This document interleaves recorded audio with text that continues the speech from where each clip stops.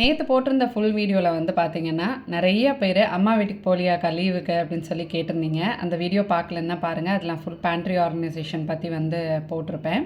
அம்மா வீட்டுக்கு வந்து பார்த்தீங்கன்னா நிக்கிலுக்கும் மித்துனுக்கும் கரெக்டாக மார்ச் 8 வந்து எக்ஸாம் முடிஞ்சுது.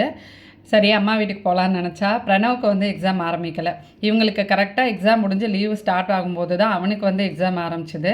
இவங்களுக்கு லீவ் முடிகிற அன்றைக்கி ஸ்கூல் ரீஓப்பன் ஆகிற அன்றைக்கி அவனுக்கு வந்து லீவு விட்டாங்க. அன்னிலேருந்து லீவு அந்த மாதிரி கரெக்டாக இருந்ததுனால இந்த மந்தில் வந்து போக முடியல. மே மந்தில் தான் வந்து பிளான் பண்ணியிருக்கோம்.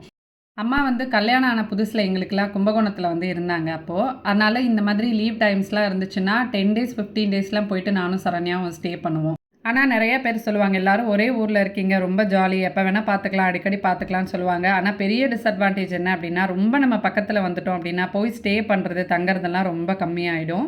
அது மாதிரி தான் இப்போ அம்மா வீட்டுக்கு சரண்யா வீட்டுக்கெலாம் போய் ஸ்டே பண்ணுறது ரொம்ப கம்மியாயிடுச்சு.